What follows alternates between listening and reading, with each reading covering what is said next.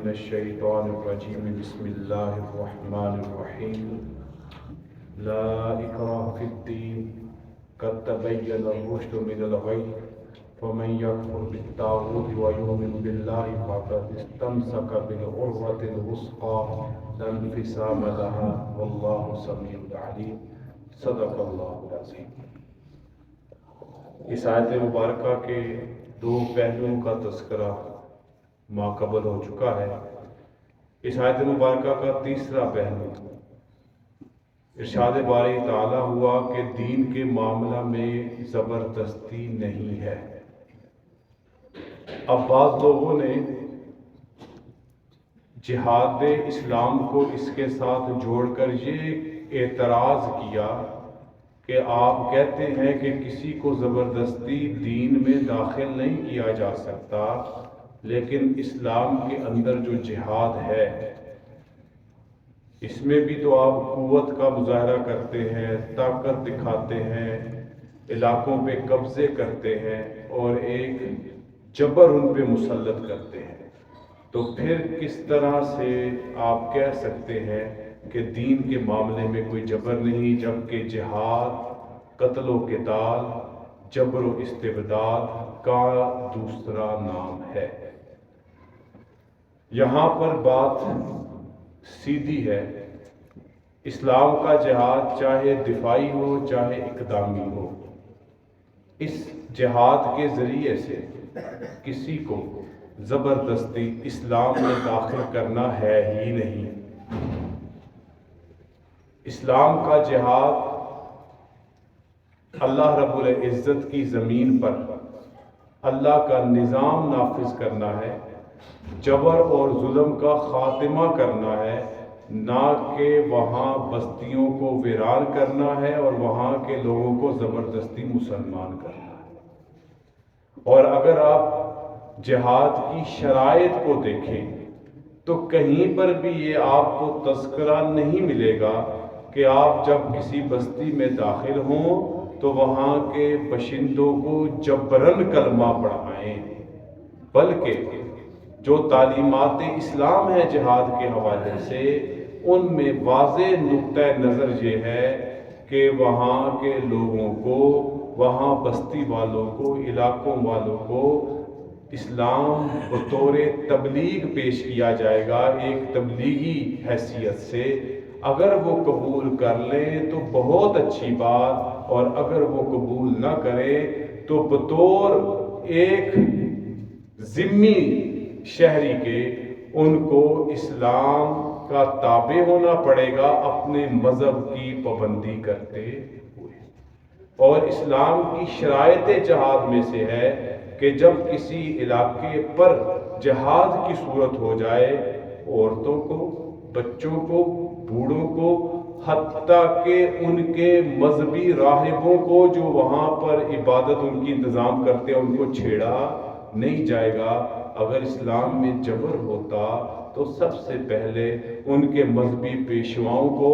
لٹکایا جاتا تاکہ نہ رہے بانس اور نہ بجے بانسری، اور بچوں کو اور عورتوں کو اور بوڑھوں کو اس لیے نہیں کیونکہ وہ مزاحم ہی نہیں ہیں، وہ مزاحمت کار ہی نہیں بن سکتے، اگر بنے تو اس کا بھی مقابلہ کیا جائے گا۔ تو لہٰذا یہ بات واضح ہو گئی، لا اکراہ فی الدین، دین کے معاملے میں زبردستی نہیں۔ اس کا جہاد جو اسلام کا تصور ہے اس میں کوئی آپس میں ٹکراؤ نہیں آتا۔ اسلام جہاد اقدامی ہو یا جہاد دفاعی ہو، غیر مسلموں کے ان کے زندگی، ان کے عبادت، ان کے رسم و رواج، ان کے ثقافت کے حقوق کو برقرار رکھتے ہوئے دین اسلام کی تقدس اس کے بلندی کے لیے کیا جاتا ہے۔ تو یہ تیسرا پہلو ہے۔ آگے اس آیت کے آخری حصے میں اللہ تعالیٰ نے ارشاد فرمایا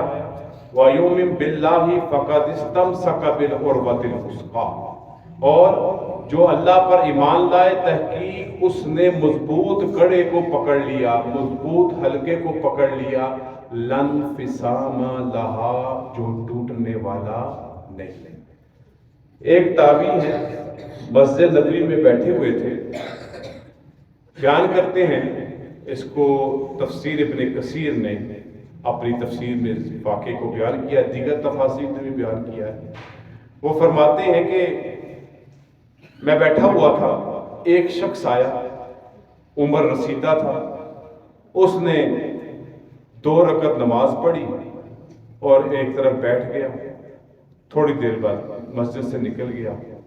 لوگوں نے کہنا شروع کر دیا یہ وہ شخص ہے کہ جو جنتی ہے۔ میں نے جب یہ سنا تو میں اس بوڑھے شخص کے پیچھے ہو گیا، اس کے پیچھے پیچھے چلنا شروع کر دیا۔ جب ذرا قریب ہوا تو میں نے ان کو سلام دعا جو اسلام کا معاملہ ہے کیا، اور میں نے پھر ان سے کہا کہ آپ کے متعلق لوگ کہہ رہے تھے کہ آپ جنتی ہیں، یہ کیا معاملہ ہے؟ انہوں نے کہا کہ لوگوں کو وہ بات نہیں کہنی چاہیے جن کا ان کو علم نہیں، فیصلہ تو اللہ کرے گا، جنت میں کون جائے گا اور جہنم میں کون جائے گا، جس چیز کا پتہ نہیں لوگوں کو اس بات کو نہیں کرنا چاہیے۔ ہاں پھر کہتے ہیں کہ ہاں ایک بات ہے، میں نے نبی اکرم صلی اللہ علیہ وسلم کی حیات طیبہ میں ایک خواب دیکھا، ایک کھلا سرسبز میدان ہے اور اس کے بیچوں بیچ ایک ستون ہے، اور اس ستون کے اوپر ایک کھڑا سا بنا ہوا ہے، اور مجھے کہا جا رہا ہے کہ تم اس ستون پہ چڑھو۔ میں خواب دیکھ رہا ہوں اور میں اس پہ چڑھ نہیں پا رہا، تو میں نے کہا میں اس پہ نہیں چڑھ پاؤں گا۔ ایک شخص میری مدد کرتا ہے اور میں اس ستون پہ چڑھ جاتا ہوں، اور جب اس ستون کی اوپر چوٹی پہ چڑھتا ہوں تو اس لٹکے ہوئے کڑے کو مضبوطی سے تھام لیتا ہوں، اور نیچے والا بندہ کہتا ہے اب اس کو چھوڑنا نہ۔ اسی اسنا میں وہ ستون نیچے سے ہٹ جاتا ہے اور میں نے اس کڑے کو مضبوطی سے پکڑا ہوا ہے۔ صبح کے وقت میں نبی اقدس صلی اللہ علیہ وسلم کی خدمت میں حاضر ہوتا ہوں اور ان سے یہ خواب بیان کرتا ہوں۔ نبی علیہ السلام اس خواب کی تعبیر بیان فرماتے ہیں کہ وہ وسیع و عریض سرسبز و شاداب میدان تیری پاکیزہ زندگی ہے، اور وہ ستون جس پہ تو چڑھ رہا ہے وہ دین اسلام ہے،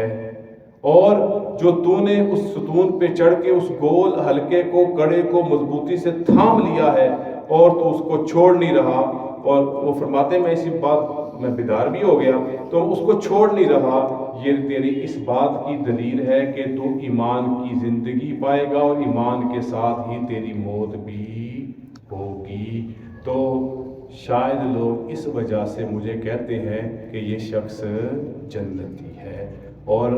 علامہ ابن کثیر رحمۃ اللہ فرماتے ہیں وہ شخص کون تھا؟ وہ شخص حضرت عبداللہ ابن سلام رضی اللہ تعالیٰ عنہ تھے، جو یہودی عالم تھے بہت بڑے، اور انہوں نے نبی علیہ السلام کے ہاتھوں پر اسلام قبول کیا تھا۔ تو وَيُؤْمِن بِاللَّهِ فَقَدِ اسْتَمْسَكَ بِالْعُرْوَةِ الْوُثْقَىٰ، آپ سب مومن، سب اللہ اور اللہ کے رسول پر ایمان لانے والے اسی پہ کھڑے رہیں، اسی پہ ڈٹے رہیں، اللہ سے دعا مانگا کرے اللہ اسی پہ بھی موت ہی نصیب فرمائے، اور آپ نے اس مضبوط کڑے کو پکڑ لیا جو آپ کے مرنے تک اگر آپ ایمان پہ قائم رہے یہ کڑا کبھی آپ کے ہاتھوں سے ٹوٹے گا بھی نہیں اور چھوٹے گا بھی نہیں۔ واللہ سمیع العلیم، اللہ سننے والا اور جاننے